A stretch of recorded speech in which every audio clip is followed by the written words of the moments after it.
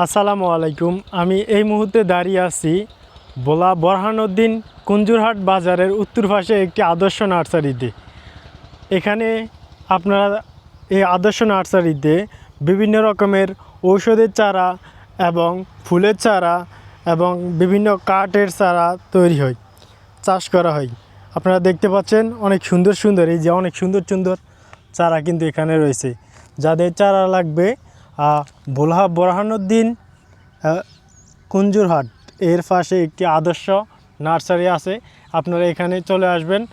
ভাইদের কাছে অনেক ধরনের চারা আছে, আমরা তাদের নাম্বার স্ক্রিনে দিয়ে দিব। যদি কারো এই ধরনের চারাগুলো লাগে তাহলে অবশ্যই চলে আসবেন। এখানে রয়েছে উন্নত জাতের আম, এই যে ছোট ছোট গাছে মনে হয় যেন এখনই আম ধরবে। তো যাদের এ ধরনের চারা লাগবে, ছোট ছোট চারা এবং উন্নত মানের চারা লাগবে, তারা অবশ্যই এসে তাদের সাথে যোগাযোগ করবেন। দেখতেই পাচ্ছেন অনেক ভালো ভালো চারা রয়েছে এখানে।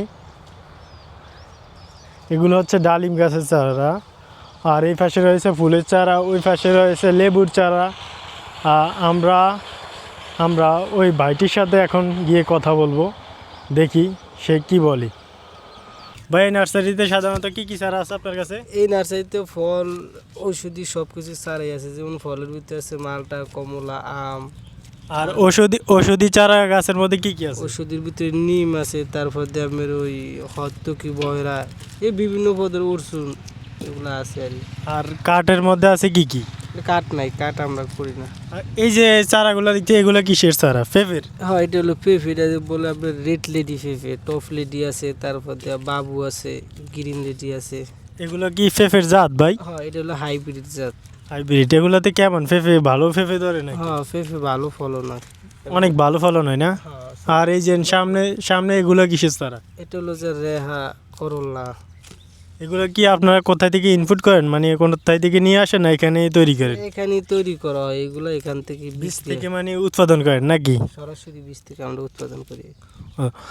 যাই হোক, এই ছিল ভিডিওটি। যদি ভিডিওটি ভালো লাগে অবশ্যই সবাই আমার চ্যানেলটি সাবস্ক্রাইব করবেন এবং ভাইদের এই আদর্শ নার্সারিতে চলে আসবেন। ভাইয়ের নাম হচ্ছে কি যেন? আকিব হোসেন। ভাইয়ের নাম্বারটি আমি স্ক্রিনে দিয়ে দেব, অবশ্যই ভাইয়ের সাথে যোগাযোগ করবেন। আসসালামু আলাইকুম ওয়া রাহমাতুল্লাহ।